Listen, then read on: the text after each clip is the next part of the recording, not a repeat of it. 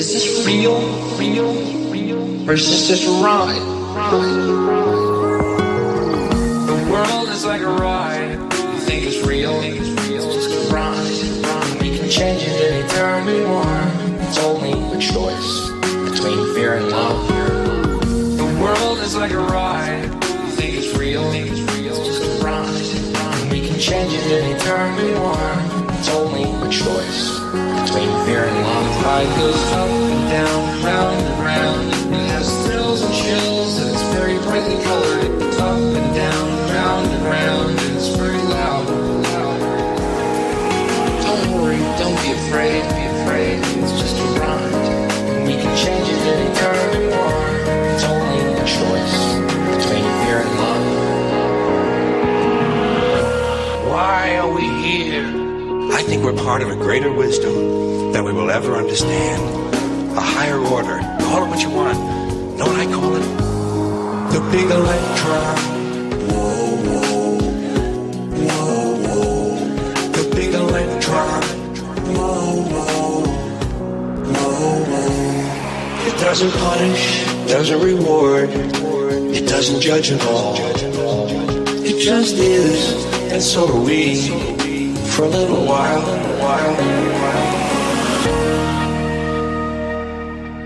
Greetings, programs. You're tuned in to UCY.TV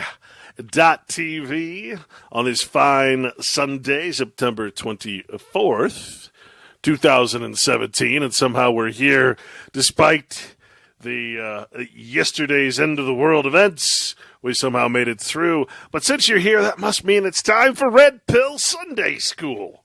Welcome to our second show of what we hope will be a long and interesting series of shows.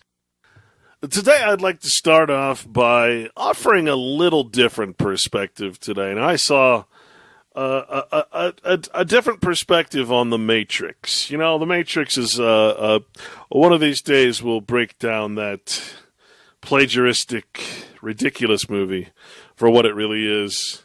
Talk about the books it was actually based on, and go over all the instances where it's just a copy of someone else's work. In fact, there's not really, surprisingly, even anything original in that movie. A mishmash of all other movies is basically what it is. So we'll talk about that sometime, but today I want you to consider one thing. Now, the theory was posed, and of course this really has nothing to do with the movie itself, just a theory, sort of comparing it to more to real life or to our current situation. And the theory goes like this, that there are just certain people that just, like myself, who and like you, because you're listening to someone like myself, and participating in activist and other activities that try to expose the falseness, the simulation that is this system. But the idea was that instead of the outside world getting pulled out of the Matrix, you were actually being put into a Zion Matrix, another computer simulation, another system of lies, an illusion, a delusion in some computer bank somewhere, made for those problem children, that 10% maybe that just cannot function in this absolute ridiculous thing we call society, that programmed monetary system. We just can't function. It's just not in we don't have what's called that human nature, that nature that is created by man, that belongs to man. We just can't function. We try and we succeed. We take, some of us take drugs to get by, some of us drink, some of us, sit in our basements, some of us, we drowned ourselves in talk radio. We look for truth in this so-called truth movement. But, this notion that the truth movement is just a second matrix, it's just a second simulation, a place for all the people who can't quite fit in to go go through a little bit of hardship. You just change the programming of the matrix that already exists. You change the programming a little, and you put a bunch of people with cognitive dissonance in it that won't ever listen to you, and plug in everybody else, and hey, you've got a second matrix. You've got the Zion matrix, right? Where everything's a little tougher. You don't. No, not everything tastes like chicken. I'll tell you that. And so that's kind of where we're all sitting. We're all sitting in the patriot movement or the sovereignty movement. Or no, I want liberty. I'm an anarchist. I'm a atheist. I'm a this. I'm a that. We all call ourselves something. We all want to be part of something. But really, it's just another system of programming. Call it alternative. Alternative, and yet it's the truth. Okay. Yeah, it's just this weird kind of place that we've all sort of gathered into, this online media spectacular. And ironically, it's all internet-based, just like the Matrix. There would be no truth movement if it weren't for the internet, correct? So really, we do most of our work and meetups and everything through this deadly programming, this program that is taking over the AI. So it's not that different, really.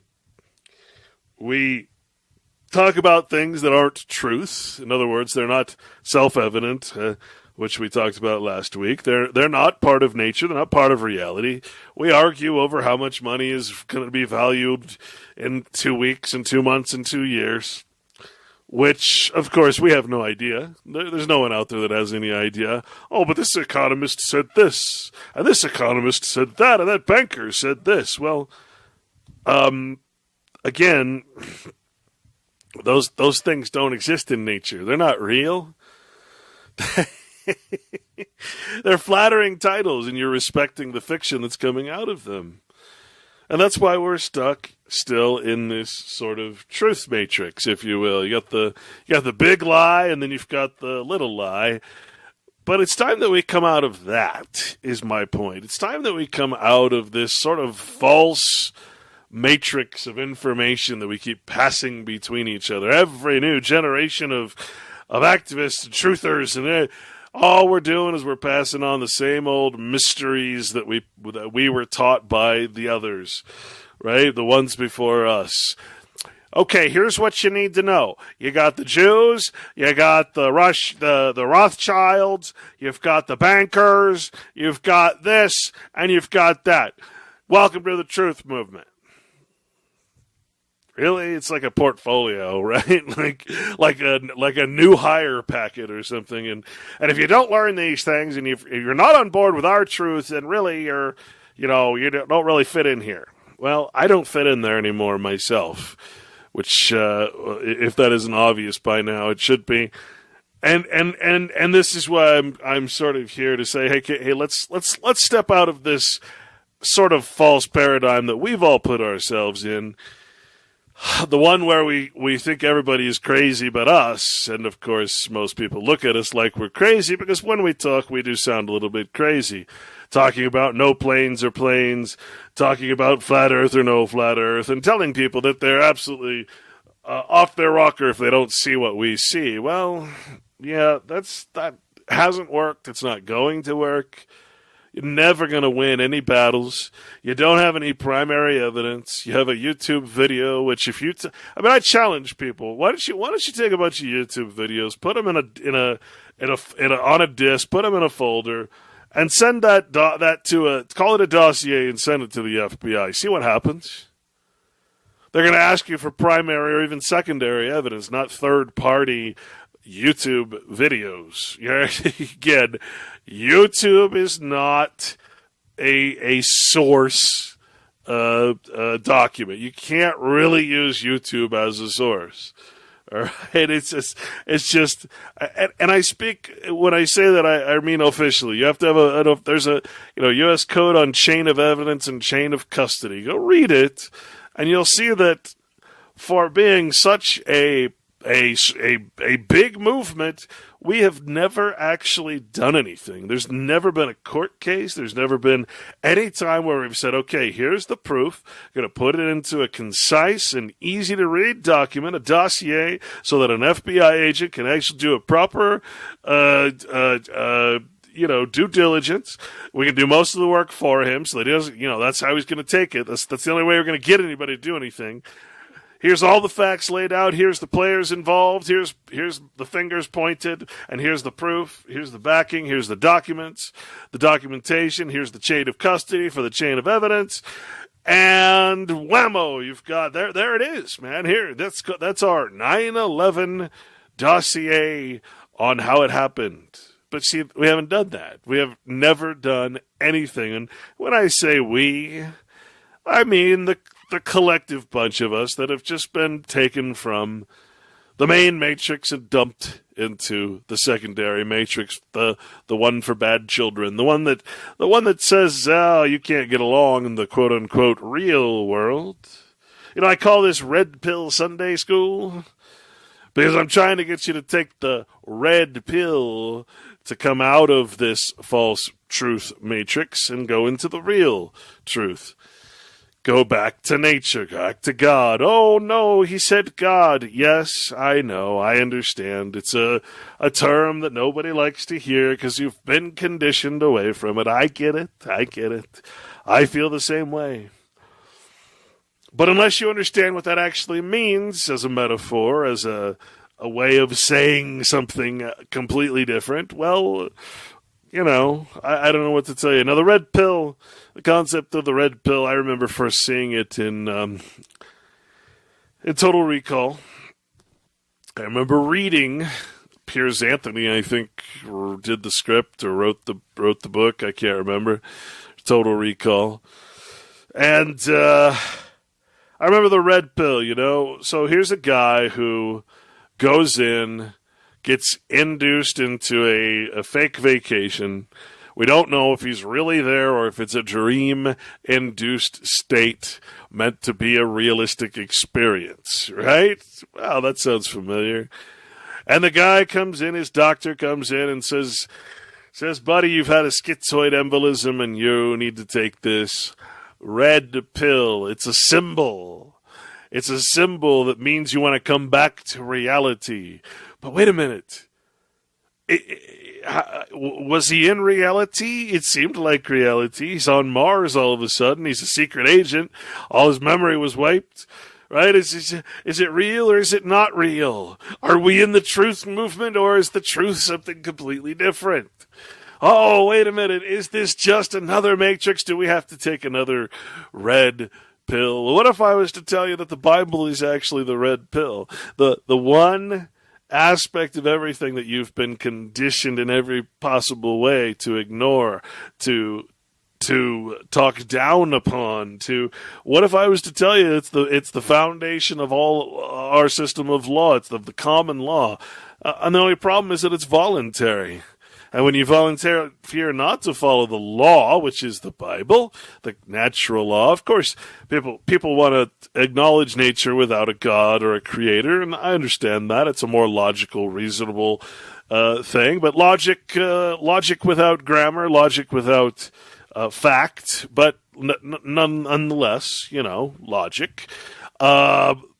It's much easier to consider that way, and it's much easier to be anarchical, lawless, licentious towards the natural law. But of course, how can you ignore nature or the creator of nature, the God of nature, as the authority of the law, and still call it the natural law? You see, you have to have some form of authority figure. And really the only reason that the word God is even used, because it's such a generic term, it turns out, that God is a replacement term for so many words in the Bible. If you read the older text, each time the word God would be used, it would be a different word. Sometimes it would be El, or Elohim, or Jehovah, or Theos, which meant God-like. It could be a king. It could be a magistrate. It could be so many things. Archon. But what we find then is that the king came along and said, well, I'm a god. The Pope's a god as well. Since we're the vicars of God, the replacement gods, the anti-gods, anti just means in place of or instead of, well then let's just call all these instances in the Bible where kings and tyrants who had godlike power over their people and harmed them, let's just call them God. Hey, that way everybody thinks that God is a bad guy. God does all good and all evil. God is, God. And that way they'll blame God, they'll hate God, they'll turn away from God. No one will understand the Bible. Even the devout Christians will read it without understanding. And that's a horrible thing to consider, that you're reading an entire book like that and actually getting no understanding of the message. Why? Because you're not reading it as it was written. It's been changed. It's a simulacrum, a copy without an original.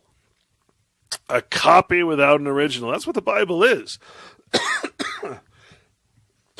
Pardon me. So, yeah, all these words that are spoken as God. So when I say the word God, I only mean one thing, and that is the highest supreme being. Being a verb, of course, the what is happening right now, all of nature, all of Jehovah, as the Bible refers to it, YHWH, Yahweh, they all actually go back to the same term. I know there's a lot of people that'll argue about that, but those same people, of course, don't have any sources but, say, the Theosophical Society, or they don't actually go. I mean, and just so that we can really understand this, I want to lay a little bit of foundation down here, because until you get this and get it from the horse's mouth, I guess you're not gonna. Maybe you don't believe me. Maybe you can't spend the time to do a little due diligence to just go click on the word God.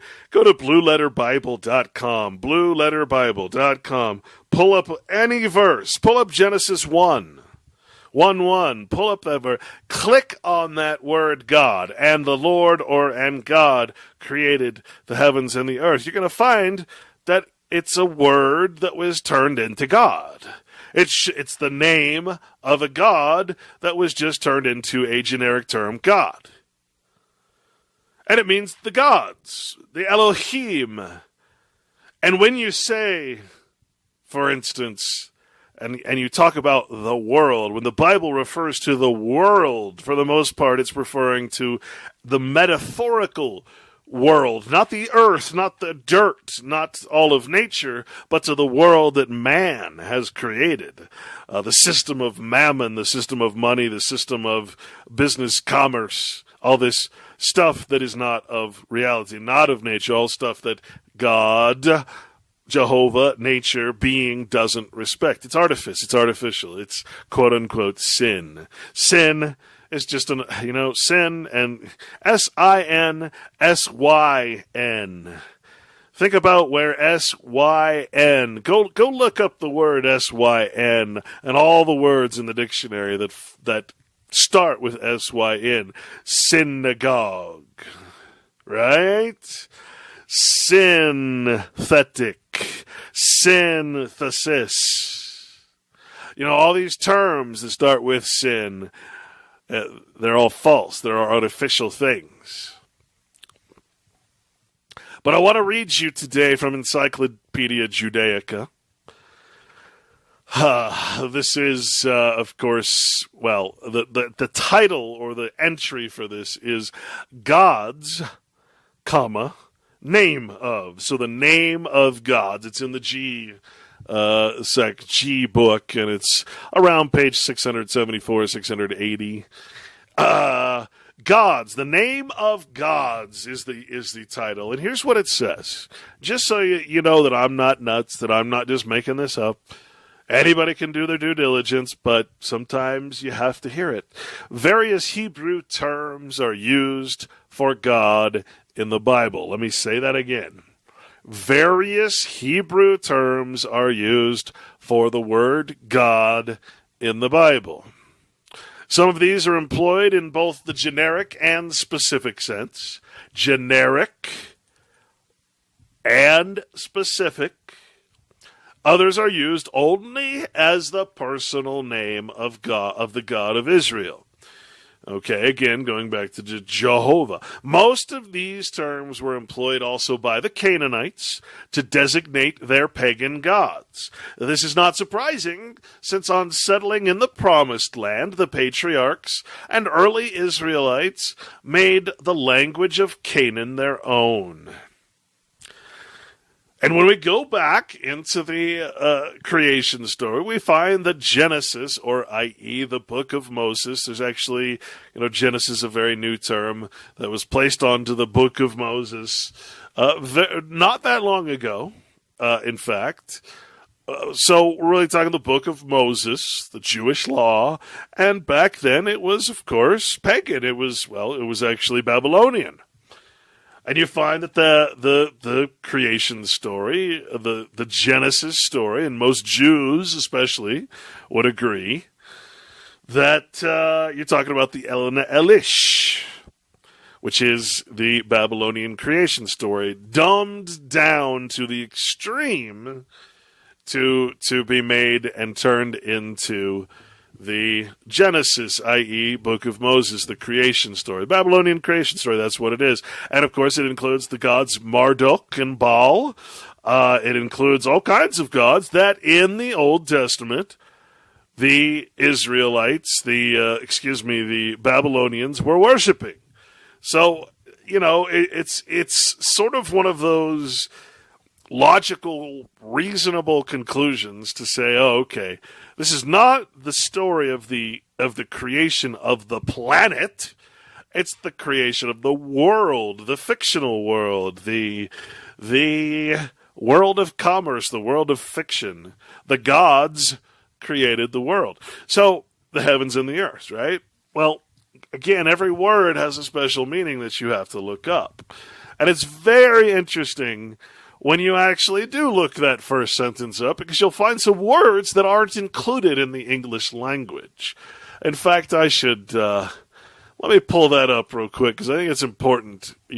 People think I'm nuts right now, but, when I pulled it up, I was very surprised to find this sort of coded, if you will, language. Let's see, it's the... Again, going to pull it up from my book. I just got to think on the spot here. Yes, here we go. So, to put it properly versed in the translation, when you actually look in the concordances at these sort of extra words that are there, there's this extra word, it's ETH. And this word ETH has a special meaning. It means entity, or I don't remember the other word that goes with it. Sort of like a simulation.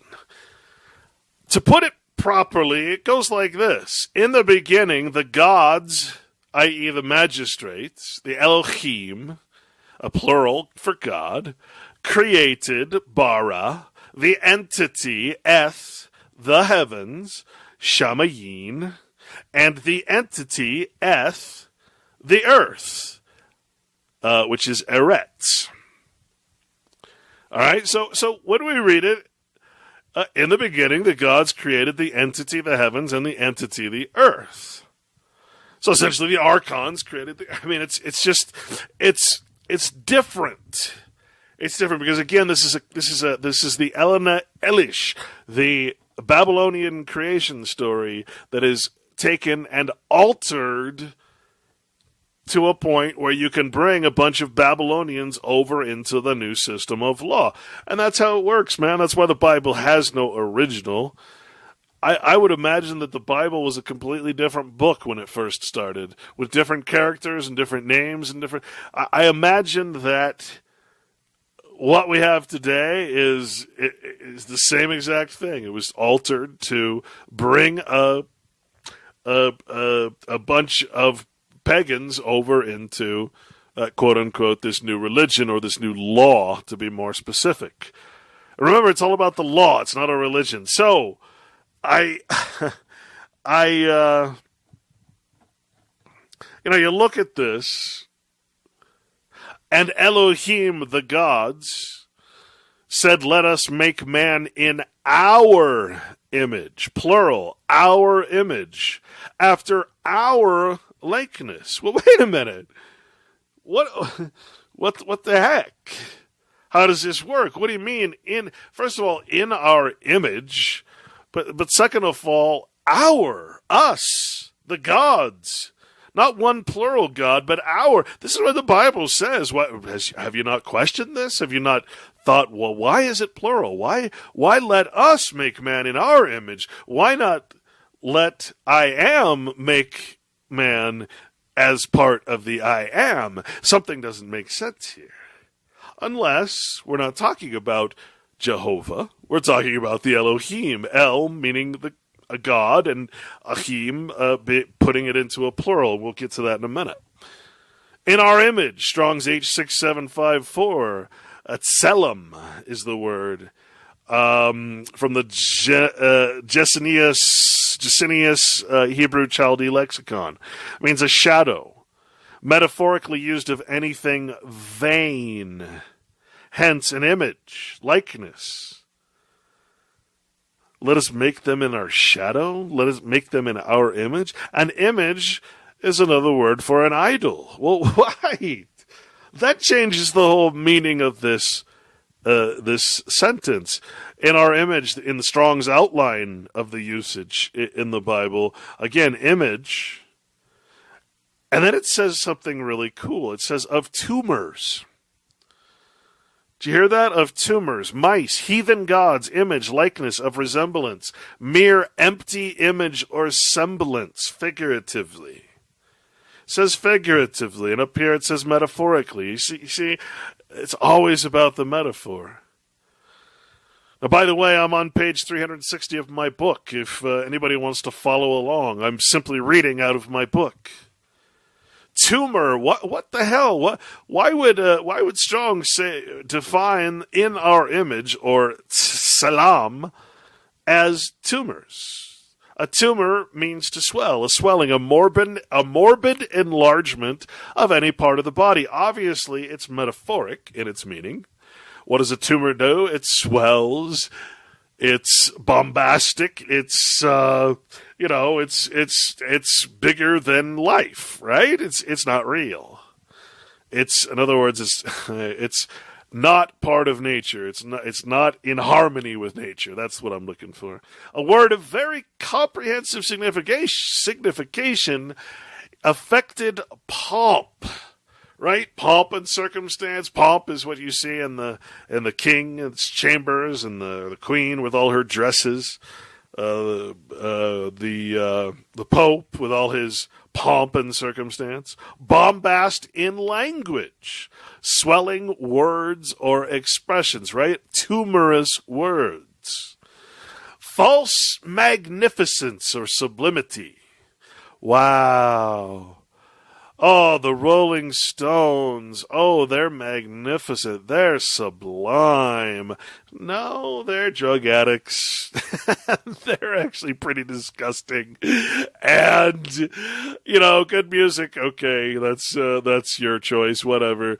You learn about the music industry. It's hard to take it seriously anymore. But I'll have you go to Jan Irvin for that lesson over at Gnostic Media. But, I got to tell you, what is a tumor? A tumor is a bunch of cells that grow in the wrong place, do the wrong thing, and harm the rest of the body. Well, what are the gods? What are the gods of the nations, the idols? What are the presidents and kings and popes? What are the affected pomp, bombastic in language, magnificence, false magnificence? Gee, sounds familiar, doesn't it? And then it actually gives the definition for God, Strong's H430. Now, this is one instance where you look at the word God I said, and God said, let us make it. And it says, it's a reference to the Elohim, which is how it sounds, how it's said, which is a plural of H433 in Strong's, which is Eloah, a deity or the deity, God or little g God, big G God or little g God. Gods in the ordinary sense, because it is a plural reference, but specifically used in the plural of the supreme God, occasionally applied by way of deference to magistrates. What have I told you? What is the definition of a magistrate? A judge? Well, what is the definition of judge? Oh, that's God. God judges. That's why we pray in court to the God. The magistrate. Magistrate can be a king, a president, a prime minister, anything can be, anything of power can be a god, i.e. a magistrate, and therefore an Elohim, or God, as translated. And sometimes as a superlative. Angels exceeding gods, godless, great judges. Judges, it says. And mighty men. Out of Strong's Concordance. You see. And then it defines after our likeness as a term, as a word. After our likeness is the word demuth, and I'm probably saying that wrong. Strong's H1823. And in its outline of Bible usage, Strong says a likeness or what? A similitude. A simulation, really? Because you see, the maxim of law and of science and of nature and of reality is that similitude is not sameness. What is similar is never the same. My mirror image is not even the same. It's backwards. Like, manner, fashion, likeness of, resemblance, model, shape. In other words, we're back to the image. A similitude, likeness, and image. Let us make man according to our image. Compare that sentence, okay? Let us make man to he begat a son according to his likeness after his image. What's the difference? Make and begat. Well, one's a term of creation. One is a term make. What is making something? Well, making is something. To make something is to take what already exists and turn it into something else. But to beget, well, that's procreation, or the metaphor thereof. Images of oxen, cast, molten oxen. What image will ye compare to him? Model, pattern, appearance. What happens when we go to court? We make an appearance, right? What does the maxim of law say there? What does not appear does not exist in the legal realm. If you don't appear, then you don't exist. And if you can't be made to appear, then you can't be said to exist in the court. Followed by genitive, the appearance of anything, an appearance resembling something. Well, it gets a little confusing then. Well, so wait a minute. If man resembles a God, as opposed to beginning, we were born of them. If we were made like a science experiment is made, well, that's very different, isn't it? So then, who made them? It becomes the question. What's going on here? This is not talking about the original creation of something, is my point. There's a big difference between something coming into creation, or existence, if you will, and something that's already exists being made into something else, or turned. And what's so interesting about the Babylonian creation story is that it doesn't seem that there's really a time where men weren't already there. I don't know. It's such a convoluted thing, and of course the Bible is again very, very dumbed down when it comes to this Genesis story. It's obviously not talking about Earth. It's not talking about the Earth, because why? Well, you ever read it in order? You ever actually put the pieces together and said, well, wait a minute. How did the plants grow if the water were created after the plants? And for that matter, wait a minute. The sun didn't exist before the the plants. Wait a minute. Something's wrong here. The things are being created out of order in the Bible, is what I'm trying to say. And it doesn't really make sense. What I'm trying to get at here, and again, this is all in the book, much better explained than I'm doing at this point. What I'm trying to say is that this was the creation story, not of nature, but of law.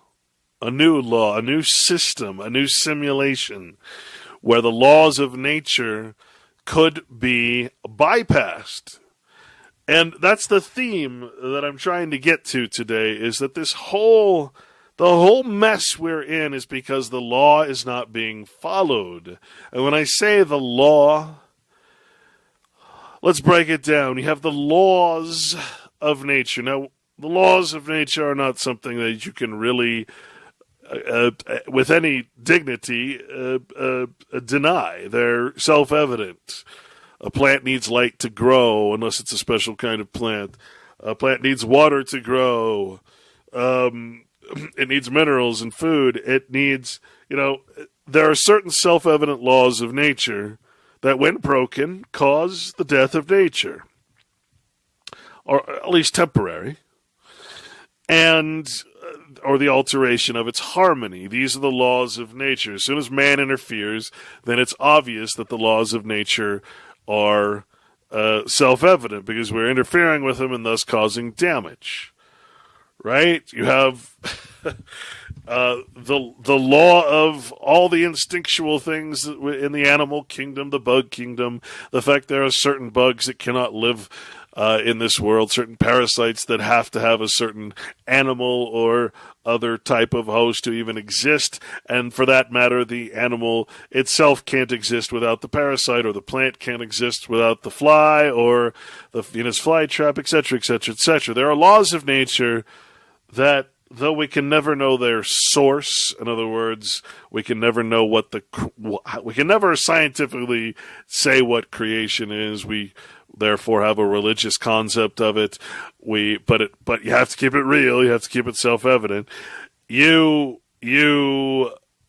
have this notion of self-evident law, or the law of nature. That also then goes into the law of nature, nature's law, God's law, etc., which we say is the law of what should be our conduct towards nature and towards each other. This is, of course, the natural law, or God's law. It's self-evident. We all know right from wrong, if you will. And the reason that it's self-evident is, again, the state of being that we're in today, this mess we've gotten ourselves into, should be pretty much proof enough, since everything that we do is against the Bible at this point. The natural law, the law of nature, law of source, keeping your name clear, you taking no marks, taking no numbers, pledging no oaths. This is what the Bible teaches. This is why we're all in trouble, because we don't do anything of the law. In fact, we enter into contract, and once you're into contract, all other law, you have no access to any other law. It's the law of the contract. Contract makes the law. The other maxim is that the very important maxim of law is that the Creator controls. The Creator controls. That is a simple to understand maxim if you understand that the word God is a general term. Who's the God of nature, and who is the God of fiction? Who is the God of legal things? Why, government, the Pope, the King, the United Nations. These are gods. The fourth beast, United Nations, in my opinion. The God that springs from all other nations, right? Well, that sounds like United Nations to me. So you're talking about a society that has completely lost its way from what we call the natural law. Now you talk about it, if you're an atheist or an anarchist, you say natural law, natural law, natural law. You never give the Bible credit. We say things all the time and never give the Bible credit. Yeah, okay, I get it. I understand. I used to do the same thing. And then all of a sudden I look and there it all is in the Bible because I actually read the thing. The truth will set you free. All those things, they're right out of the Bible. Guess what is the truth but reality, nature, not money, not remedies in money. No, nothing in there is real. Nothing in there is truth. Nothing we call truth in the truth movement is actually truth. It's actions of men, not actions or acts of God. It's once you get this, everything becomes so clear. But getting there, my goodness, what a journey. And so basically, what has happened is that we've fallen away from the law. Now, I want to go back before we get any further here and continue with the Encyclopedia Judaica, the names of God. Right? The Hebrew language would naturally use the Canaanite vocabulary for terms designating their own deity. When Joshua told the tribes of Israel assembled at Shechem that their ancestors had served other gods, he was referring to the ancestors of Abraham, as is clear from the context. And again, that's the definition for names of gods. Then it goes through each name. So we go to the divine epitaphs here.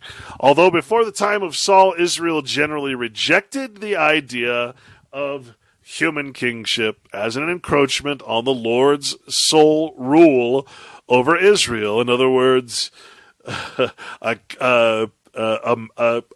vicar, a replacement for, i.e. God, a replacement for Jehovah, which again is the king, the president, the pope, etc. Anything that calls itself a god. Remember, the creator controls. The God makes the air is another one. At a later period, the chronicler did not hesitate to speak of the Davidic kings, like King David, as the Lord's representatives. Representation. I'm representing the God of nature as a man. In other words, King David, the Davidic kings, seated on the royal throne of Yahweh, YHWH, which is actually, again, you throw a couple vowels in there, you get Jehovah. As it was originally spelled without a J, etc. I really want you to get this. This is coming right out of the Encyclopedia Judaica, okay? The Davidic kings were called God. And this is why the translation of the Bible is so misleading. And of course, a king who calls himself God is going to say the king David was a god. And God did this, and God did that, and God cut off their heads, and God killed the children. I actually went through some of these lists that are out there, and I've disproved almost every single time they say God, the God of nature, Jehovah, kills or murders or maims or causes a curse. It's always a man, but the word used is God, and so we blame God for everything when in fact we should be blaming ourselves. And this is why I'm not sellable now. This is why no one will take me on, because I'm telling you, you're responsible. You are solely responsible for your own problems. There is no Jew forcing you to do anything. There's no gun pointed at your head. That's all crap. This is purely a voluntary system. It is your choice to follow the law. And I tell you again that the allegory, the metaphor of Christ returning is, in fact, a metaphor that means that the law of God, the natural law, will return to men's hearts. It will become their only law, and they will deny Babylon, the new Babylon we're experiencing right now. They will ditch the old law, the legal law, the Jewish law, and they will, Jewish meaning Antichrist, and they will come over to the new law, the fulfillment of the law, the natural law, etc. The avoidance, this is for YHWH.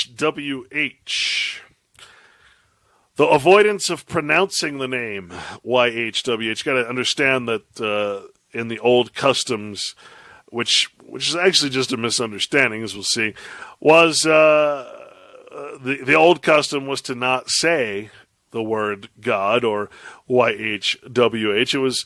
It was unpronounceable. It was meant that way, or it was considered unsayable, which is why you have words other words that would be used, El Shaddai, El Baal in its small form actually means God as well, but in its capitalized form it is actually the demon whatever, right?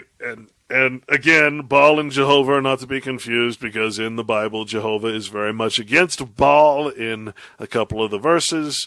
So that's another fallacy put out by theosophical sources. More precisely, it was caused by a misunderstanding of the third commandment, again, back to Encyclopedia Judaica, as meaning, thou shalt not take the name of Jehovah in vain, YHWH, in vain. But what that really means, the third commandment, is you shall not swear falsely by the name of your God, WH or YHWH, your God. You shall not swear falsely by the name of Jehovah, your God.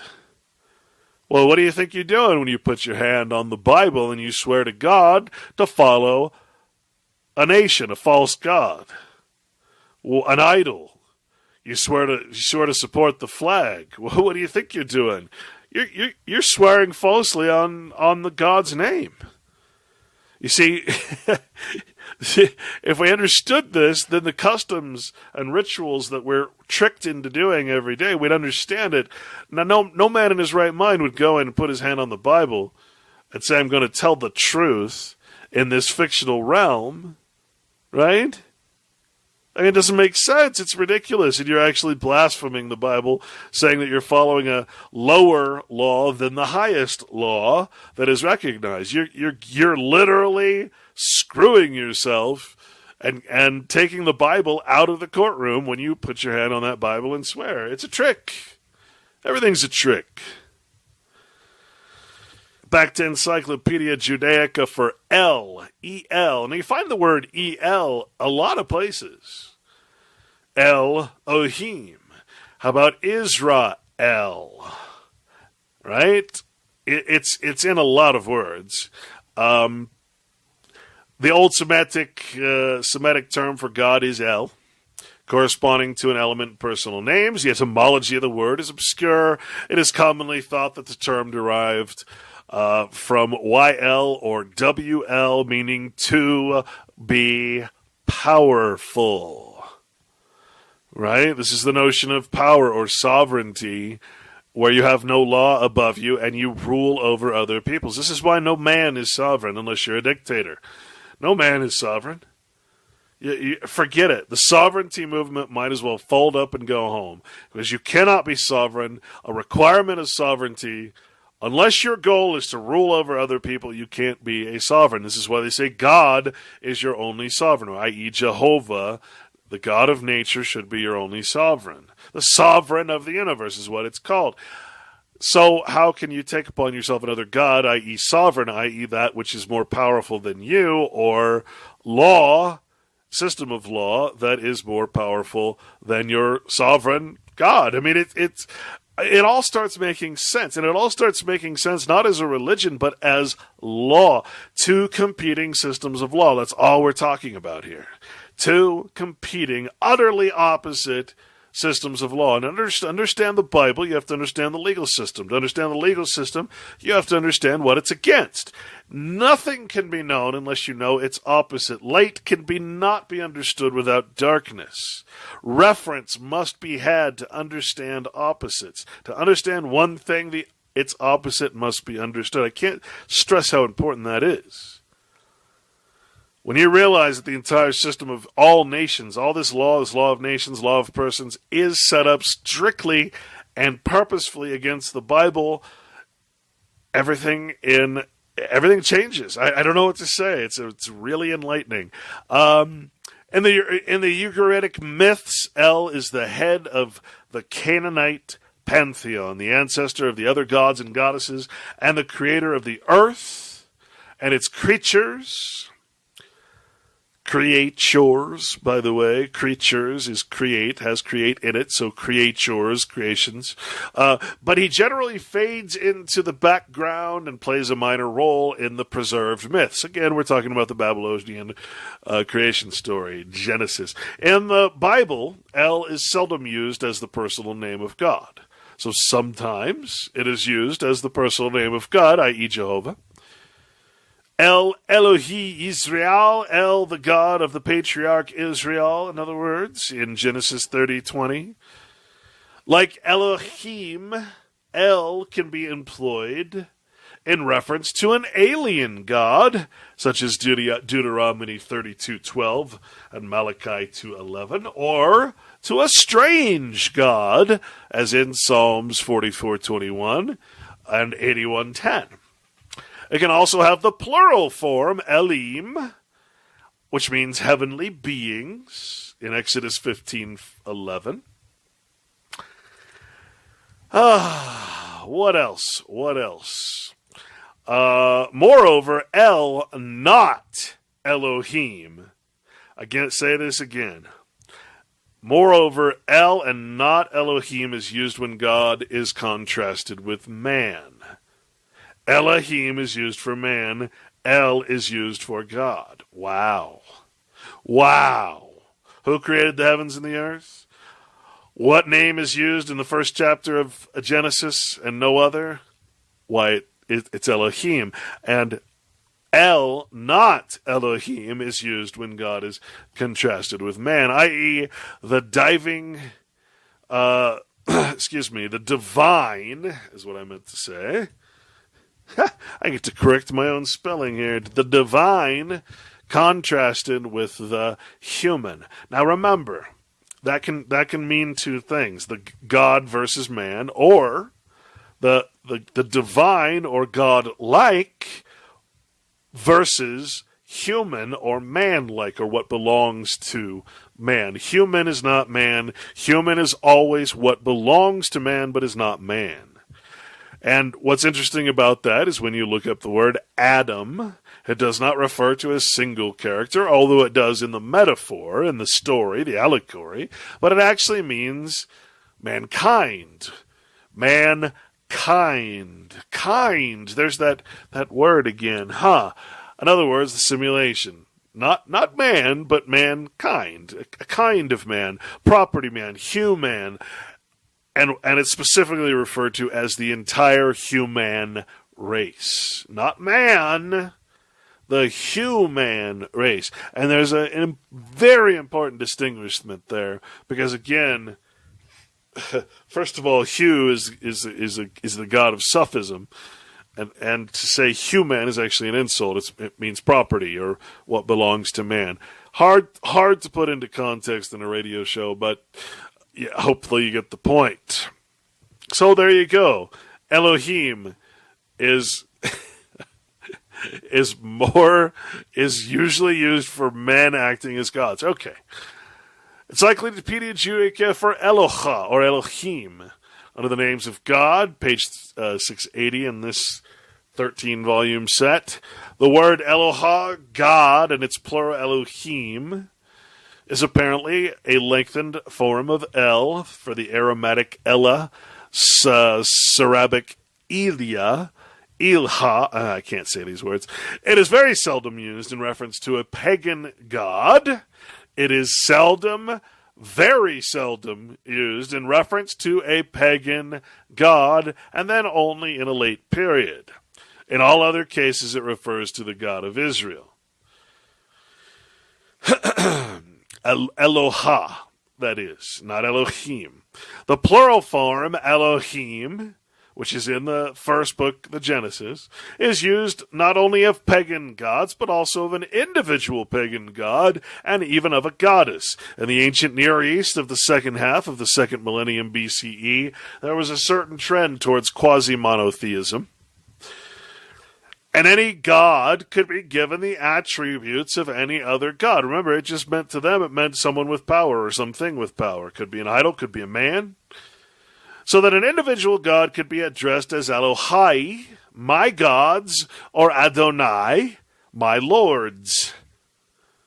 There's a reason that the queen comes out and says, "Hey, we're gonna force everybody to say when you address a judge, you must say my lord."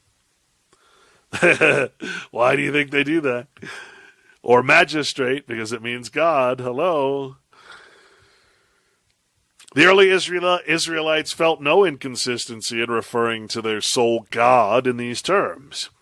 The word Elohim. So, there again, the early Israelites felt no inconsistency in referring to their sole God, because sometimes the word was used to mean Jehovah or the oneness of all being, etc., etc. A verb. Remember, Jehovah is a verb. It's the one instance where the word God is a verb. And if you could just wrap your hand around that, it's an action. It's something that's happening. It's not a noun. It's not a name of something. This is why it was unspeakable. How do you talk about all of the universe in action right now? All it was, is, and shall be. How do you put that into a word? It's too sacred. It's too beautiful. It's too deep to possibly be put into a one of man's terms, or so the history is reported to go. Now, this was, of course, it was said to be a misunderstanding. It was said to be just ritualistic, but, you get the point. The word, the Israelites had no problem taking over this word, because again, the law is changing. A new people is taking a new law. A new people is getting, coming from the old into the new, being reborn into a new system, right? So you take the old stories and you transfer them over. You take the Elama Elish, the Babylonian creation story, you transfer it over into the story of Genesis. You dumb it down.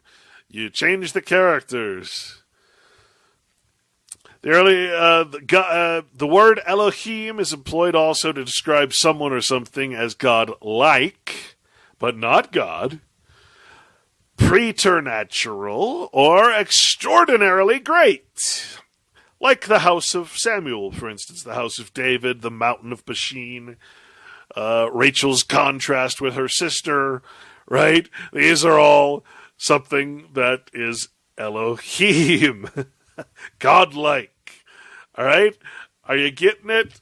Are you seeing now that the loose, extremely ridiculously loose translation of the word God in the Bible to cover up all of these words? See, all of these words that we just read are words used in the Bible.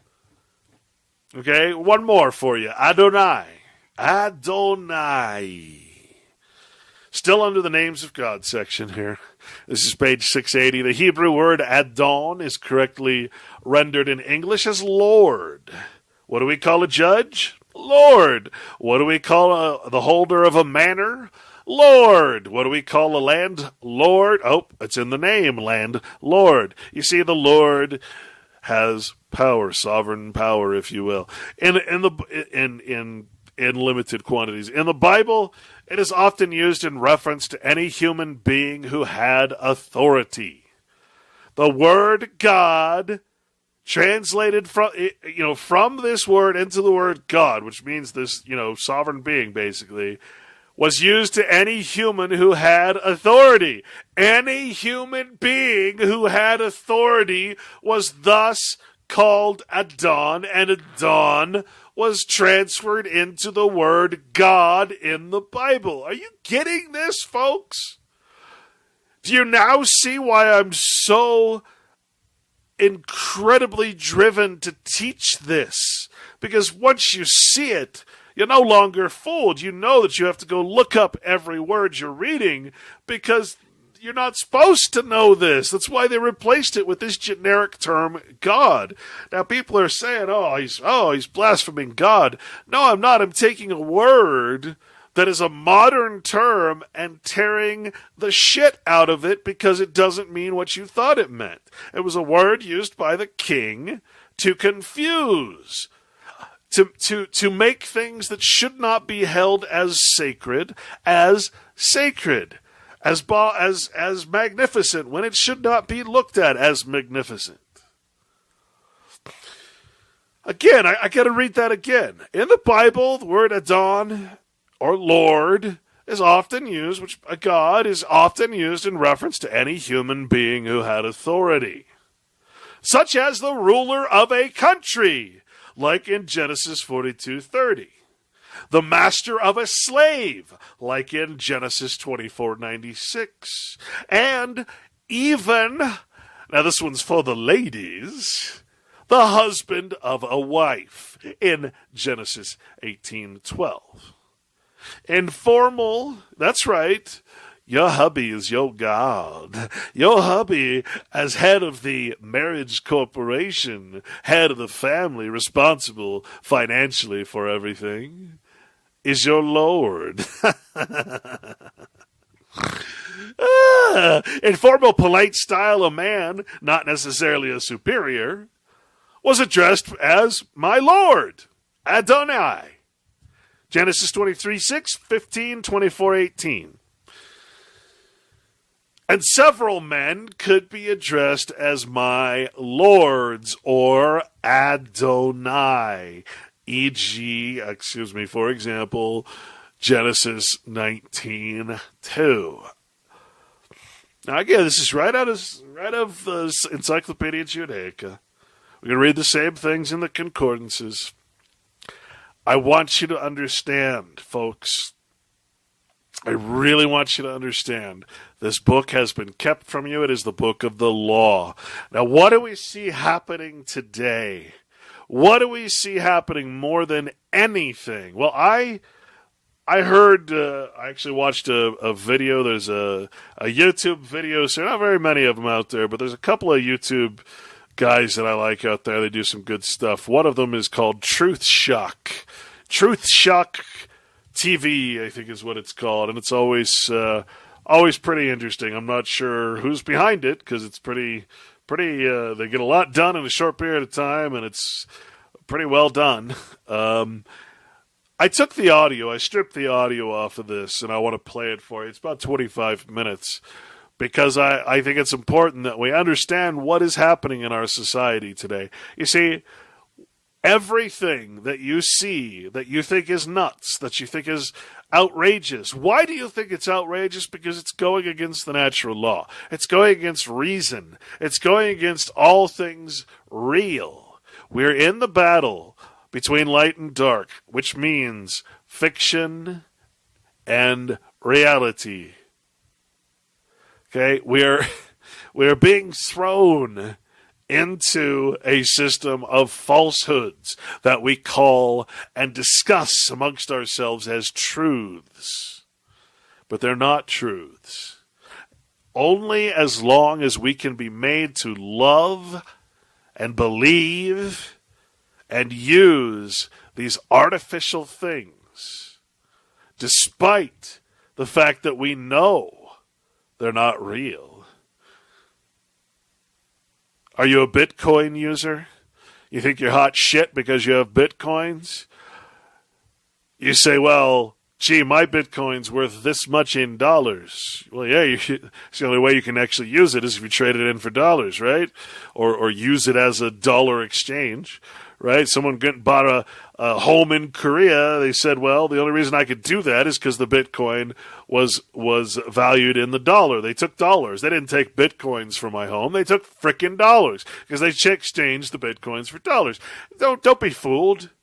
This is just an introduction into the cashless society. Now, what I want you to imagine right now is, let's say you were in the forests, in the hot desert forests, lost in Zimbabwe somewhere, and you come across an Indian tribe, and the tribe wants to trade with you, and they say, well, gee, if you could give me just 10 American dollars, I will give you this petty gold statue. It's pure gold. It's a worthless metal to us. We don't really use it for anything but jewelry. It's abundant. There's gold mines all over the place. Hell, there's diamonds just laying around for anybody to pick up.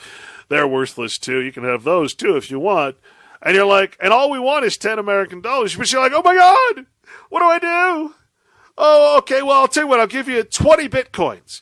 20 bitcoins are worth $1,000. Just, I don't know what this exchange rate is. Exchange for what? Nothing for nothing? Debt for debt? Blank information for information? This is all bullshit anyway. And the tribe's like, well, what's a bitcoin? Well, it's something I've got in my computer. Well, what's a computer? Oh, it's something. Well, here's a 16-bit encryption code. What's a code? What's encryption? Oh, what's 16? Well, wait a minute. I don't know. How can I give you the bitcoins? Well, okay, so they don't actually exist. They're not real. But I want to give them to you. I'll give you 100 bitcoins. Just give me that gold statue, please. Well, you have to have something to trade. Well, I'll give you the shirt off my back. Well, I don't want your stinky shirt, stupid American. I'll give you all my bitcoins. Oh, come on. And suddenly you realize you have nothing. You have information in a computer. You're literally,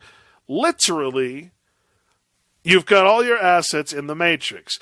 And the problem is, you see, the Matrix, you can't use what's in the Matrix in the real world. What's in the Matrix is just computer codes. It's worded language. It doesn't manifest into anything real. And this is how you know. You suddenly know for the first time in your life you've been duped into this cashless society. Nothingness, nihilism. We worship nothingness. Out of nothing comes nothing, right?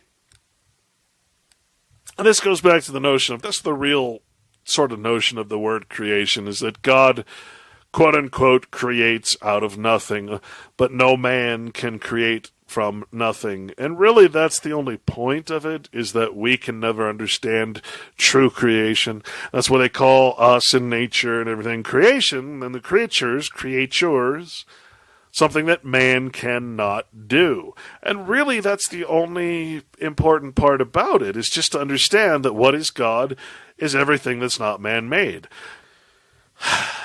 You know, all the ideas, the concept, the lies, the tokens, the images, all the information, the languages, the mathematics, all the arts, the liberal arts, the everything. It's all man-made, guys. You want to live in truth? Well, then you have to. I won't say you have to get rid of all of that, but you have to use it wisely. You have to, you know, you have to not respect the artificial values of things. You have to not respect the fact that a name is more powerful, or that the name is worth money, or that anything is worth money. It sounds really difficult because we've not grown up that way. Everything is based on currency, of course. What does the Bible say? It's right there with me. I mean, I'm not giving you my opinion, really. I'm just speaking what the Bible tells me. No usury, no money. No, just charity at all times. Love, yeah. I don't know what to say. How can you demonize it?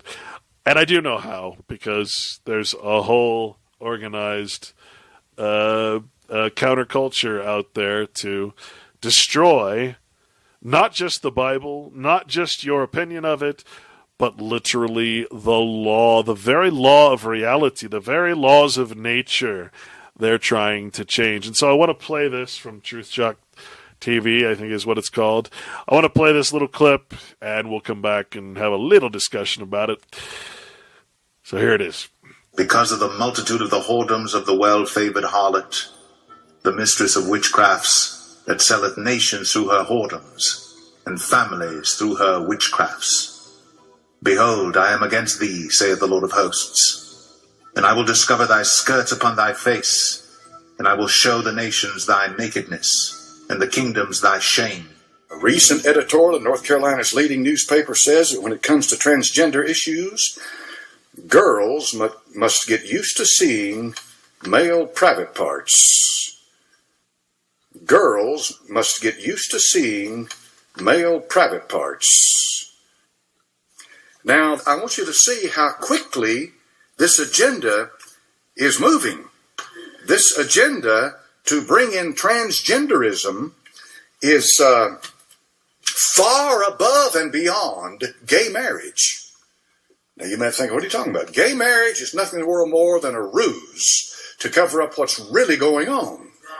Transgenderism is going to go to the very heart and soul of what makes this nation a nation and what makes you who you are. Here is a remarkable revelation. Now you're about to hear something. You're about to hear something that is blasphemous. The Huffington Post has uncovered a fact that thousands of biblical scholars and theologians have missed. Jesus was the first transgender man. That is a bold leap, because what she has done is go to the very heart and soul of the atonement, of the incarnation, of the Godhead. And by doing that, she's recreating and she's making a monster out of God. And she'll recreate it in her own image and her own fashion and her own way. And so the point here, though, is that this is quite a thing for them to print something like this. Now, think about it a minute. We live in a generation today, 2016, that if you look at somebody the wrong way, they get offended. We live in a generation today that if you say anything that's not part of the political correct dictionary, you're accused of hate speech. We live in a generation today that is so picky and so easily offended with anything and everything, that you have to be very careful today or you're going to make somebody mad. Yet they can take this and they can turn my Lord Jesus Christ into a pervert, and I'm not supposed to be offended.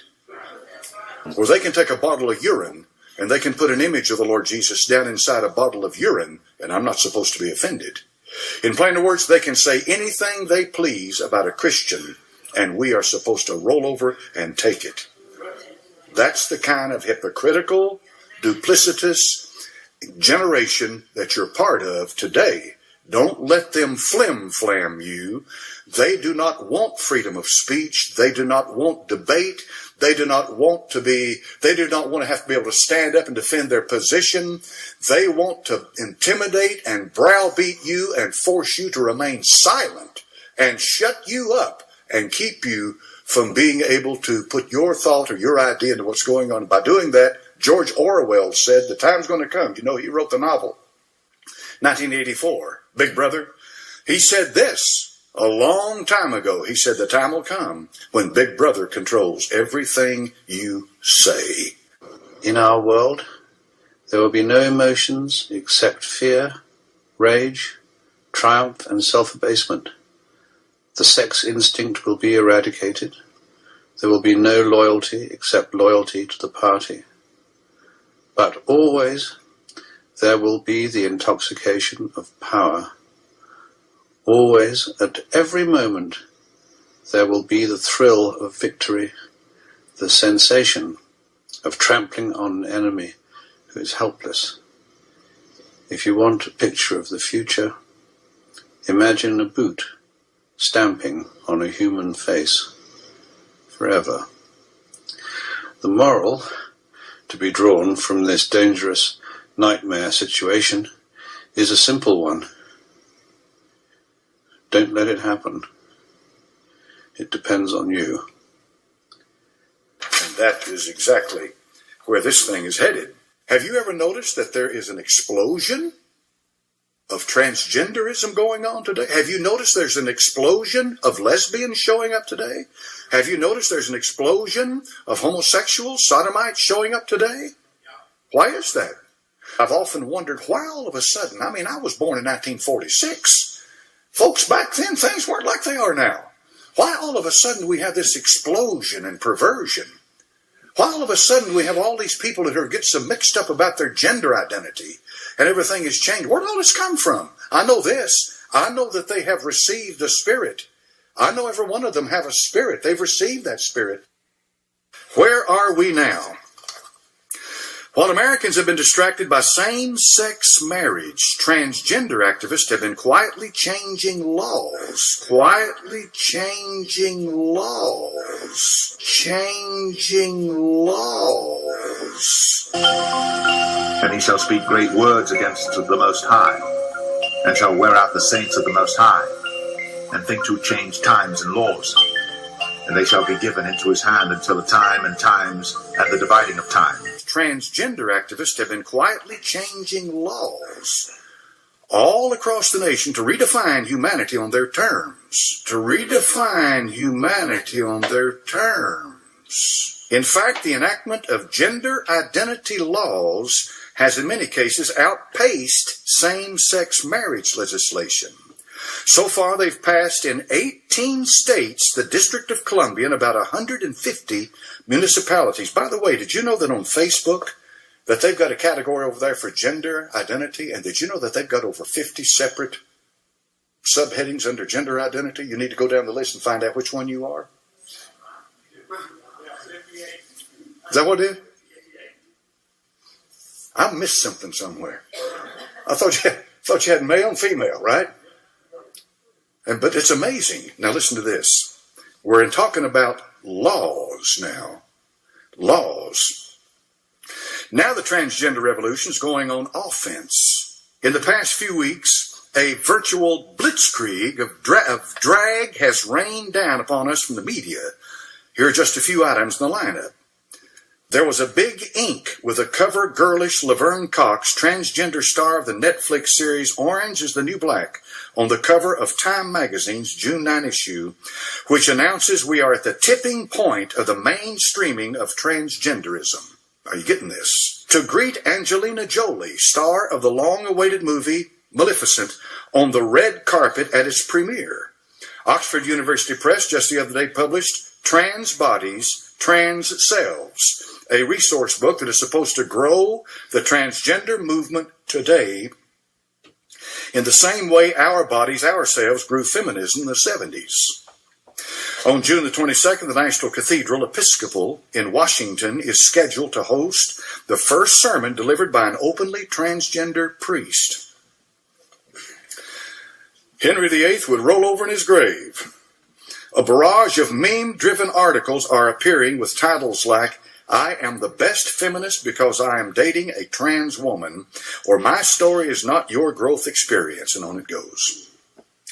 It's ironic that those leading the charge for transgender revolution would claim there's only one right side to history. Nevertheless, none of this should surprise anyone who's been paying attention. The whole movement's been prepped by the push for genderless marriage.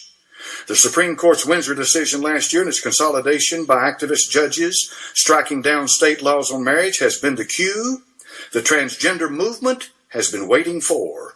After all, the T for transgender and LGBT has been around for decades, custom built into that agenda. There is much, much more to come. There's no end in sight. How deep are we into this transgender thing, she poses. On the surface, the transgender package, which is an assortment of gender identities, to many still resembles a fringe movement or a passing fad. So lots of folks have been duped into thinking the purpose of it all is to grant equal rights to a minority demographic. But it's really about changing the language and redefining us all. You young people in here in your teen years and your 20s and your 30s, if the Lord doesn't come back soon and catch us, you're about to face something that you can't even imagine. These convoluted lexicons foisted upon a docile public are daunting, and they're no doubt meant to be. Interestingly, use of such linguistic gymnastics happens to be an essential device in teasing out a cult mindset. Margaret Thaler Singer, an expert on cults, has written about the role of rhetoric in stifling independent thinking among cult members. As members continue to formulate their ideas in the group's jargon, this language serves the purpose of constricting members' thinking and shutting down critical thinking abilities. One large international group, for example, has dictionaries for members to use. One can search from term to term trying to learn this new language. According to Singer, Orwell reasoned that if a government can control all media and interpersonal communication while simultaneously forcing citizens to speak in politically controlled jargon, it could blunt independent thinking. As we navigate the labyrinths of identity politics, we must never forget that forcing changes in our language forces changing in our thoughts.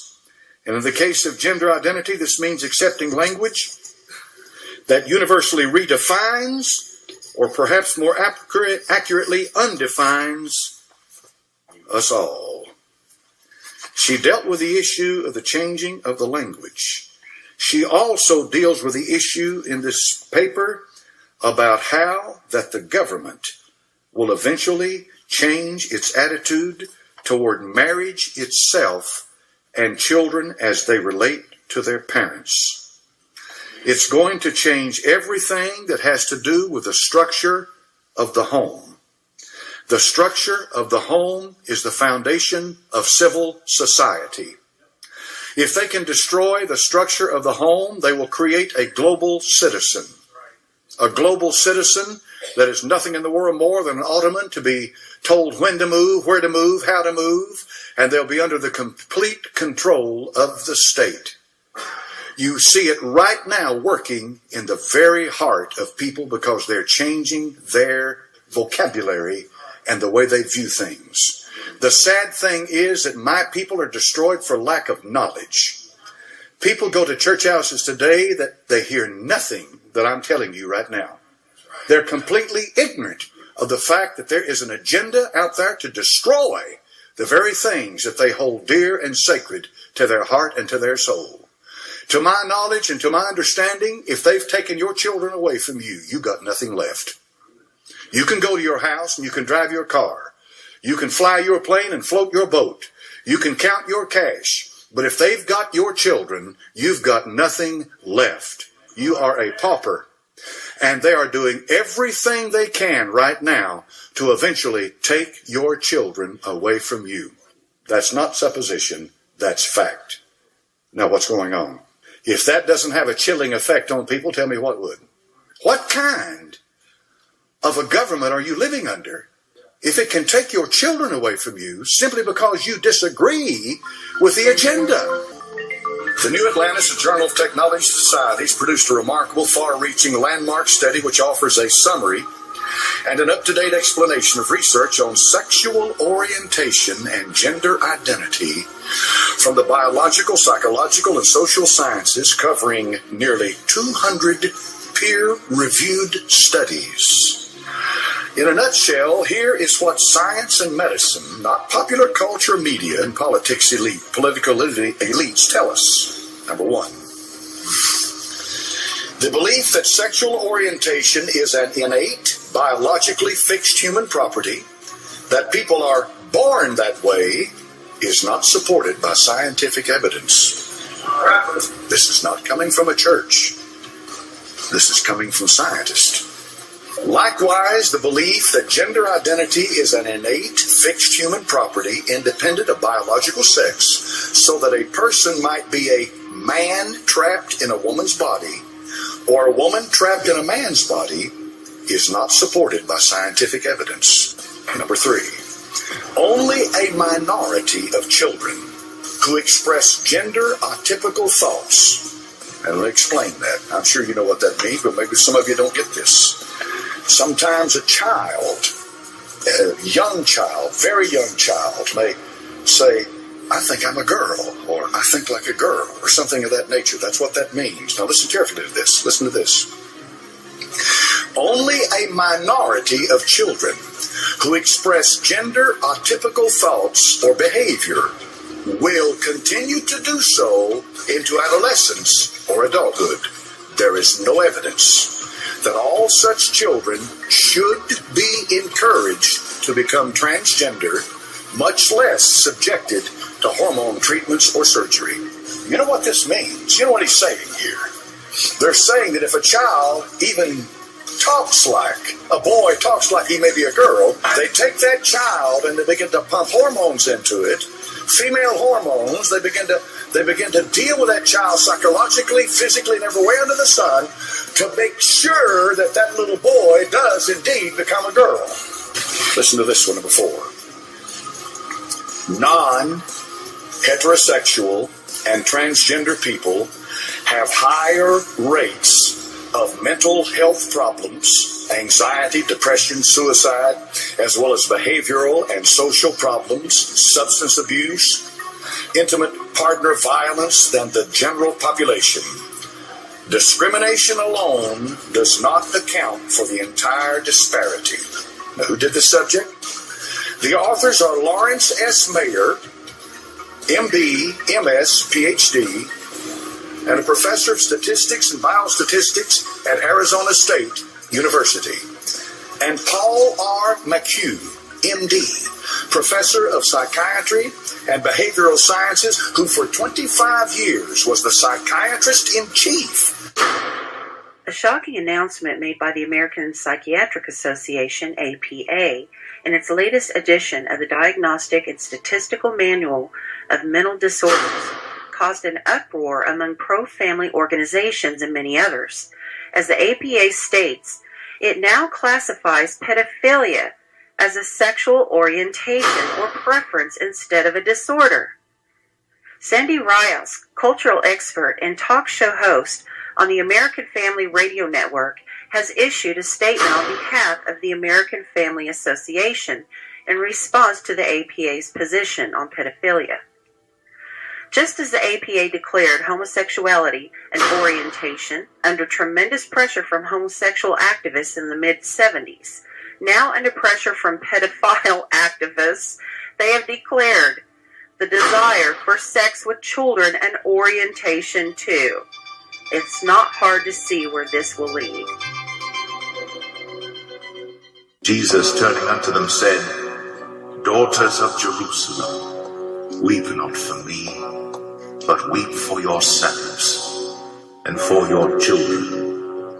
The formation of such people of the future begins in special kindergartens. By mandating the tranny bathroom, the government, aka elites, are trying to gauge how well their chemical gender-bender poisoning systems are working. Trying to gauge how well their chemical gender-bender poisoning systems are working at messing with the genders of the kids.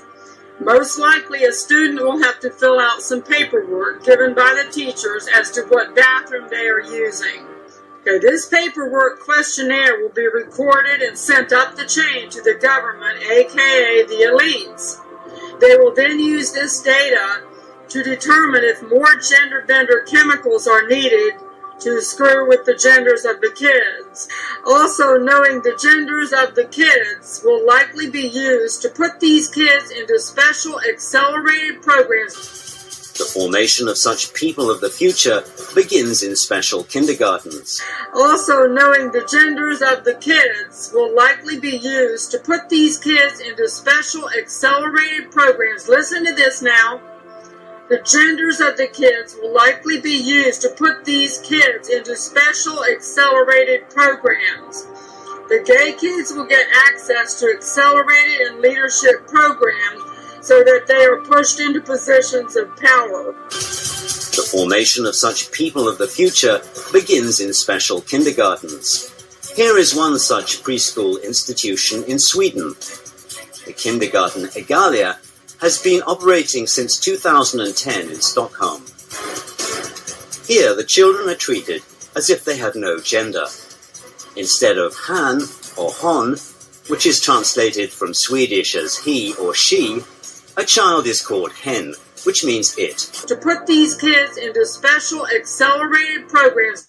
Jesus, turning unto them, said, Daughters of Jerusalem, weep not for me, but weep for yourselves, and for your children, but weep for yourselves, and for your children.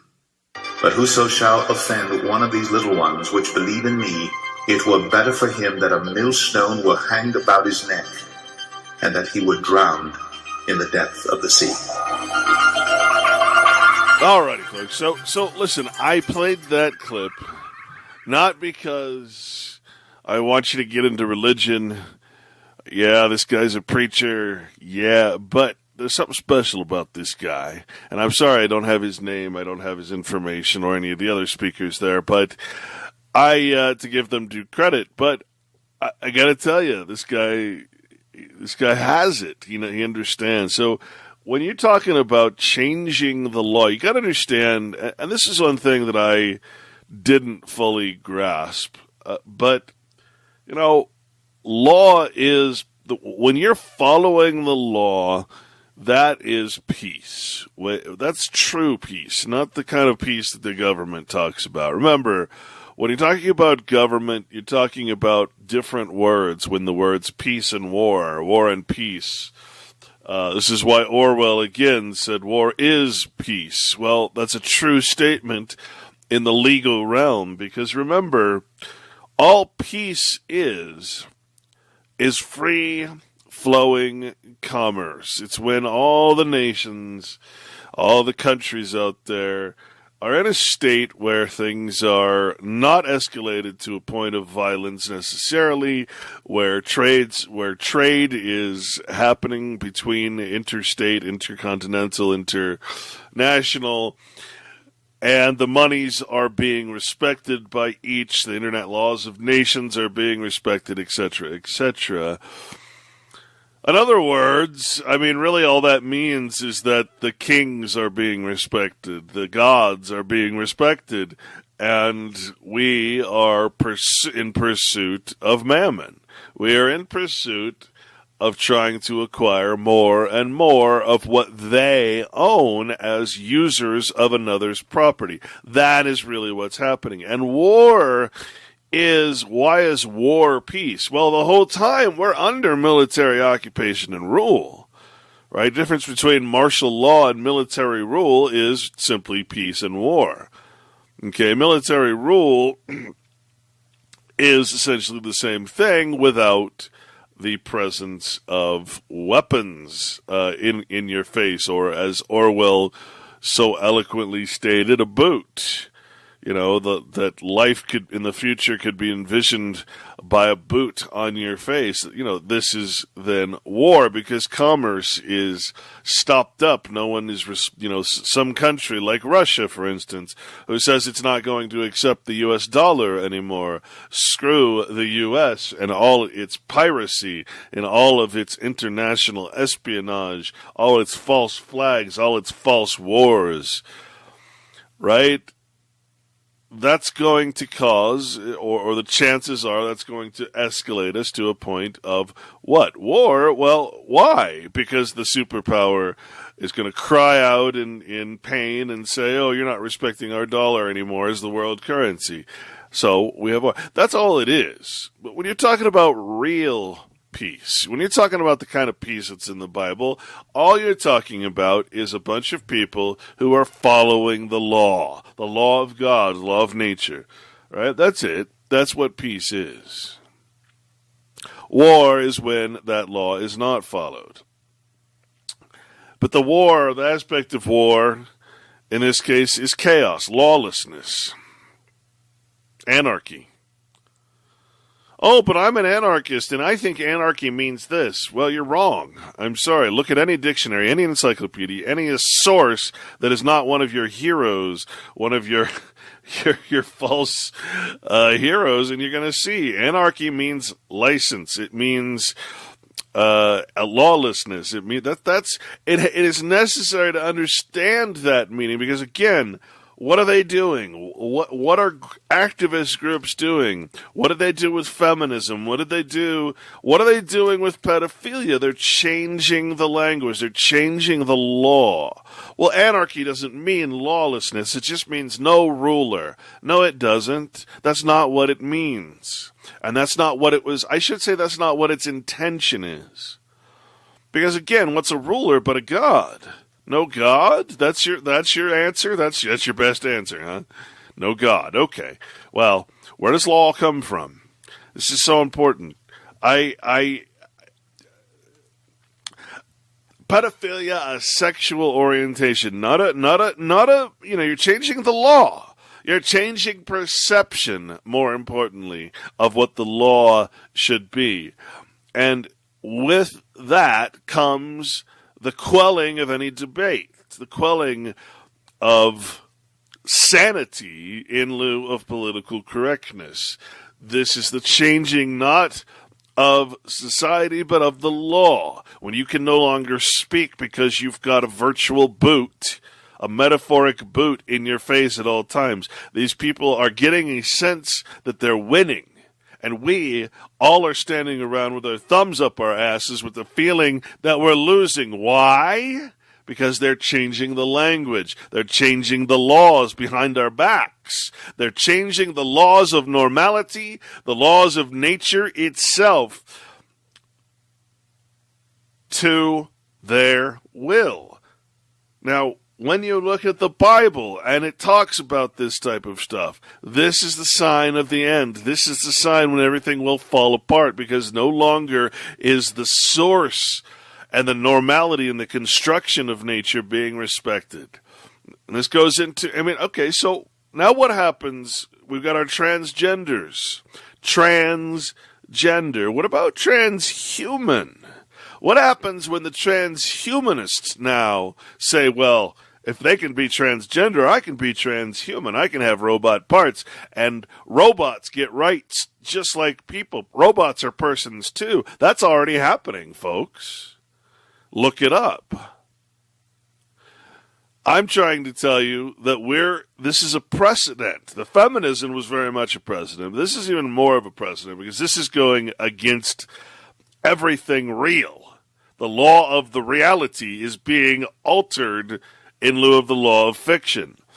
Okay, when that starts overpowering reality, we are in deep, deep doo-doo.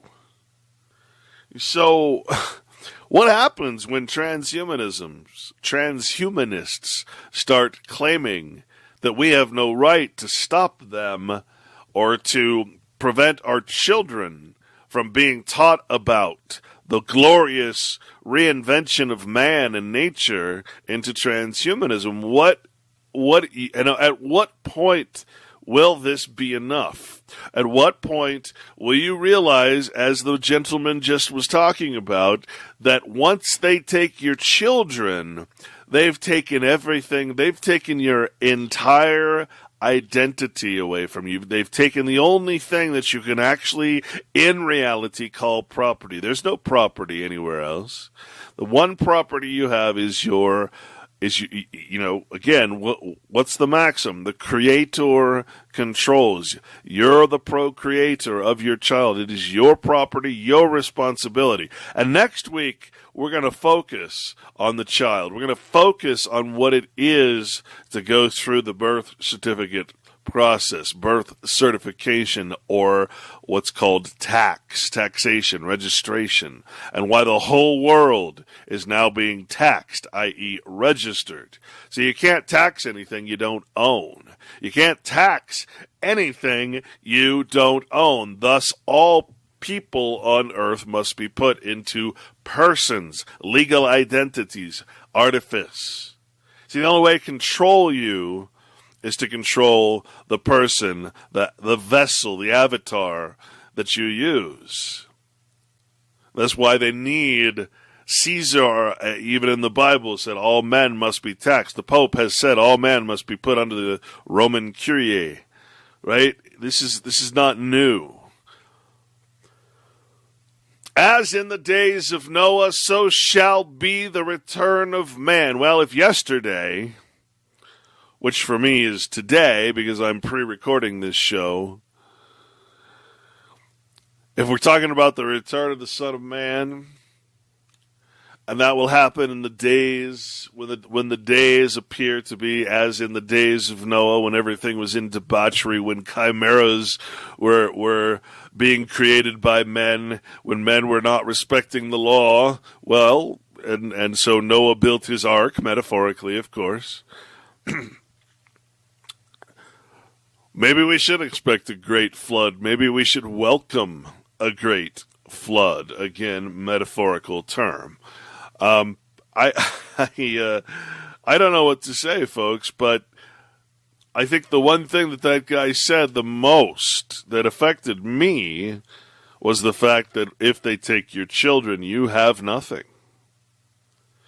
But he also said the churches, religions, are a part of this. They're not talking about what he's talking about in his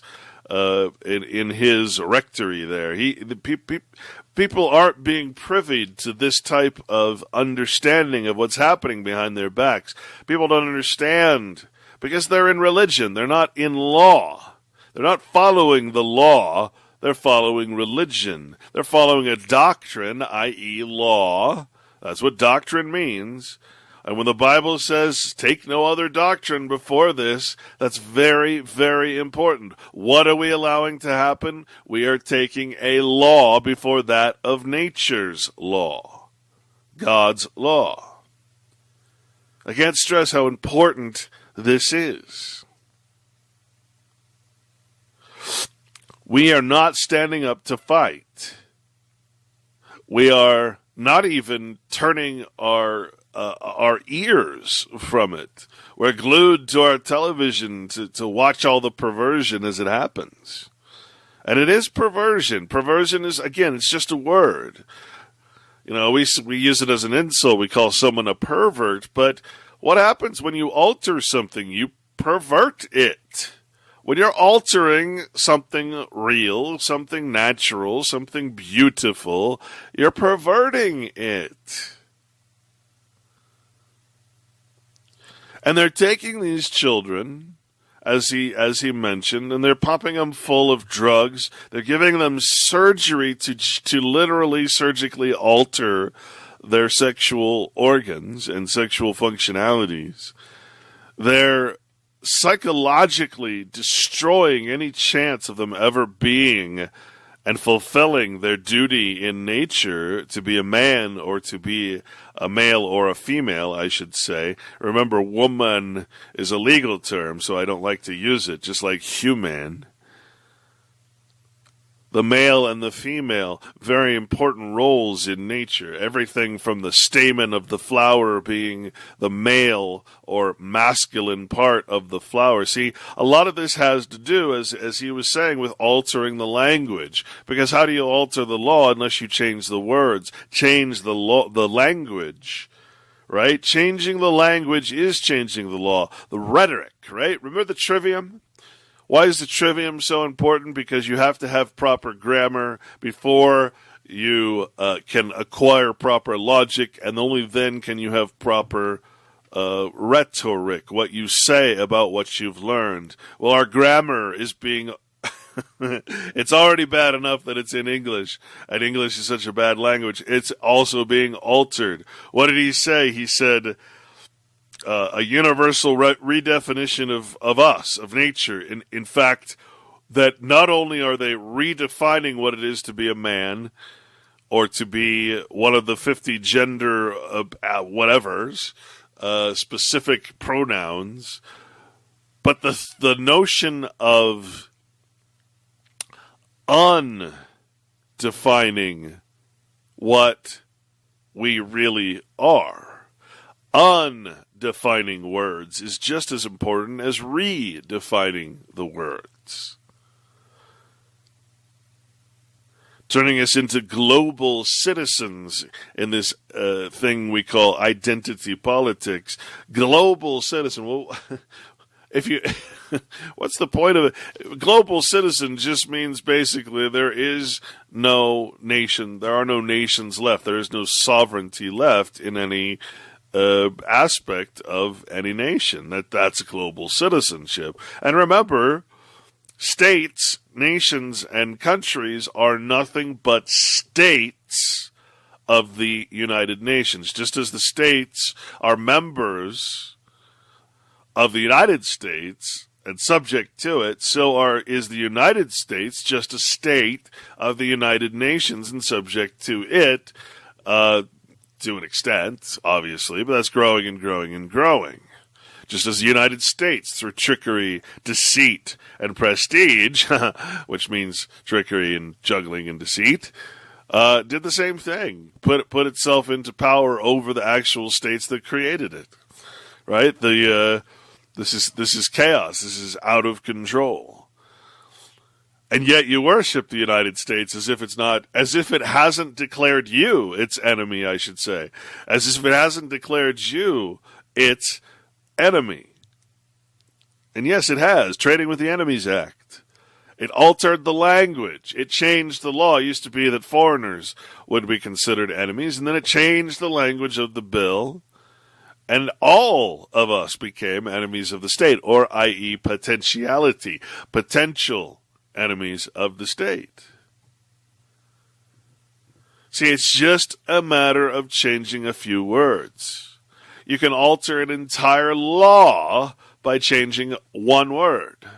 And that's what they do on a constant basis. You don't see it happening because they'll come out with a bill, a water bill, and as a subtitle somewhere hidden far beneath, they'll put a caveat, a earmark for some other bill that changes the wording, has nothing to do with the water bill. This is the fire bill or the farm bill, and suddenly you have a completely different bill because they voted for the water bill. The water bill just happened to change another law that had nothing to do with it. This happens at all the time.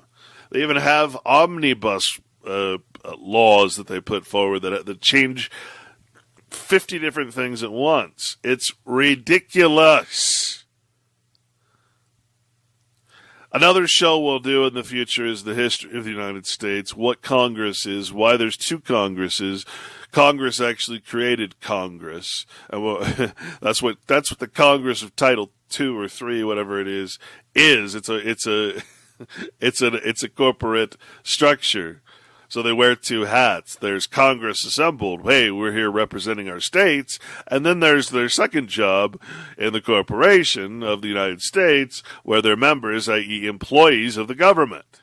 They created their own little side job. And we'll talk about that sometime. But, I saw that this is what was happening. This is why I learned the law. This is why I went to the Bible and learned what the Bible was. I saw that all the legal stuff goes back to the Bible, and the Bible always goes back to the legal or warns against this legal nonsense.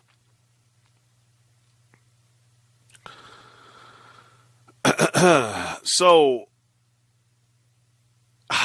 again, that little Orwell clip is always an incredible thing to hear. The sensation of victory, right? That constant sensation that you're winning the argument because political correctness is on your side. It gives you the metaphorical feeling of placing your boot on someone's head and not allowing them to speak so that you can win every argument because, hey, if what's happening in other countries, we're still, I guess, fortunate in this one to still be able to talk about the one thing you're not supposed to talk about, which is Judaism, this false, as we call it, the synagogue of Satan that's ruling everything now, these false Jews that are the Zionists, the ADL, all of these programs that are going on in school, that's where they're coming from. I'm telling you, if you go look, you will see that the ADL is responsible for most of the programs that are going on in school, including Holocaust education, including the transgender and trans this and trans that, they have anti-biased education, anti-bullying, all that stuff is coming from the ADL. And most importantly, the banning of books is coming from the ADL. We cannot teach Shakespeare's story of Shylock, the Jew, because it portrays Jews in a bad light. Right. So, yeah, ban that book. Virtual banning of books. It's brilliant, really, because now, you see, kids are being taught on computers. They're being taught about nature through a freaking computer image. A virtual tour of nature, not the real thing. And that is perhaps the biggest tragedy of all. So behind the scenes, you got transgender activists who are very organized, very, very organized, changing the laws. You already had the bathroom law. You know, you want to solve that, just give everybody a private room to go piss in and everything's solved. But no, we have to make public restrooms with multiple stalls and allow women and men, boys and girls to, it's like a frickin' concert bathroom. So disgusting. So, again, I have to say, what happens when transhumanists start changing the laws? At what point are you going to leave her? Because what they're doing is they're creating Babylon. Again, they're creating a, if you will, pagan or I don't know. I don't even know what to call it at this point. They're creating society or recreating it back into the days of Noah, just as we're warned will happen. The idea of, again, shutting off the ability of critical thinking, the ability to debate, the ability to apply the trivium because it's politically incorrect to tell the truth. Remember, God is truth. Nature is truth. There is no other truth. Male and female is a self-evident truth that cannot be denied. However, you can change the laws to make denial illegal. This is identity politics. And I tell you, if you're talking about an absolute, global, universal redefinition of nature, redefinition of, i.e., creation, well, remember something very important, and that is that the Creator controls. The Creator of identity controls he who uses the identity. These identities are registered, and once you assume that identity, the only way that you can protect, get benefits, and use that identity is to submit to the rest of the law of the U.S. or whatever nation, United Nations, etc. This is a ruse. This is a way. This is an inducement to contract. This is a way to get people to who otherwise might not be citizens, meaning followers of the bad law, the legal law. This is a way to get people to start following a law that is actually designed to be against them by offering them certain benefits, certain unnatural qualities and characteristics, flattering titles which we're not to respect, upon their persons which we are not to respect. You see, the notion of having this identity, it's not you that's getting the identity, it's your person. The person, remember, is property of government. It is the status that government allows you, grants you to have in its jurisdiction. It is the property owner of that identity. Now remember, this is why your identity can be stolen, because it's not yours.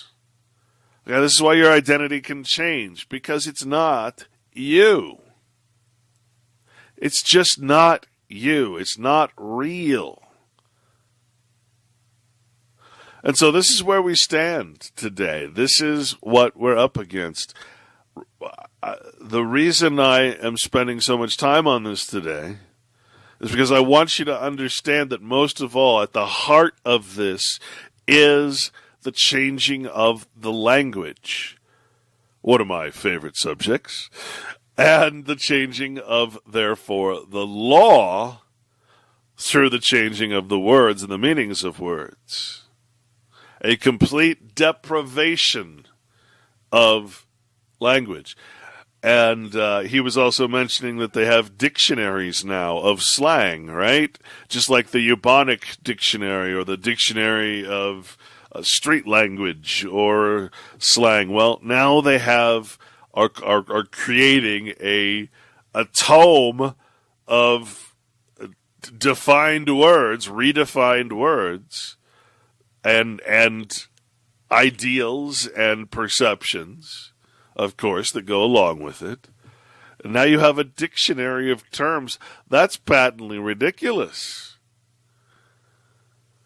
I mean, talk about the devil's dictionary, right? Talk about the adversarial dictionary to what is real. That's what we're talking about. This is scary stuff, folks. I mean, really, this is truly, truly scary stuff. Now, the last thing I will say and comment on is, of course, and we are running out of time. Thanks for joining me today here on UCY.TV. The last thing really is this this notion of gender bending through chemical poisoning, through the alterations of the brain, alterations of the body.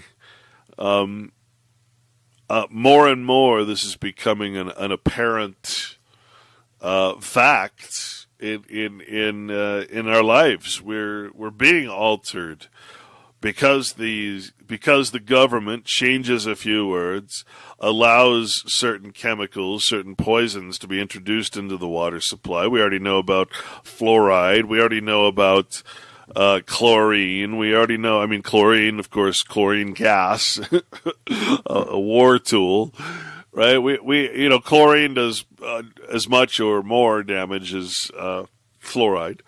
So we're talking about changing a few words and allowing a chemical lobotomy of society to the point where, again, it's affecting the brain to the point where we're docile. We don't want to fight. We don't want to debate. We don't want to talk. Might as well give us Soma and get over with it. Soma from Brave New World. What do you say, folks? Crazy stuff. I don't know. I don't really know what to say to end this other than, it's funny because the rule here is that we're not supposed to incite any kind of violence or incite any kind of riotous behavior, etc., etc. And I agree with that policy 100%. And yet, what exactly? That is a politically correct thing to do when you're talking about live radio like this, right? And I understand that. But at the same time, what animal out there, when cornered, does not fight for its children? Tell me why, when they come for your children, you gladly give them over. But let's say they come for the pound, wants to get your cat or dog, you'll fight. You'll scratch. You'll fight. But when it comes to your children, yeah, I understand. It's the law. You can take my children, etc., etc. Something's wrong here, folks. What we do fight for is what we shouldn't be fighting for. What we support is what we shouldn't be supporting. Right? Medicine kills. Law destroys instead of protects. There's just, everything is backwards, as in the days of Noah. We're in crazy land, man. And what does Orwell say? He says, don't let it happen. The moral of the story, don't let it happen. He's warning you that it's going to happen. Don't let it happen. Do you think that means sit back and watch? Be frustrated and obfuscated at every turn by political correctness? Or do you think that means take some frickin' action? Do something about it? Do you think it means be nonviolent? I don't think so. And I'm sorry, I'm not supposed to talk about this. It's taboo. But, get real. Get real. Well, that brings us to the end here. I do appreciate you joining me here. Again, UCY.TV. This has been a Red Pill Sunday School. And again, next week we'll cover some let's just say I finally found the verification of everything I've been looking for in a single word, and we're going to cover that when we come back next week, Sunday, 5 p.m. Thank you so much for joining me. Take care, and teach your children well. And remember, while Jesus Christ may love you unconditionally, God thinks you're being a real asshole. Take care.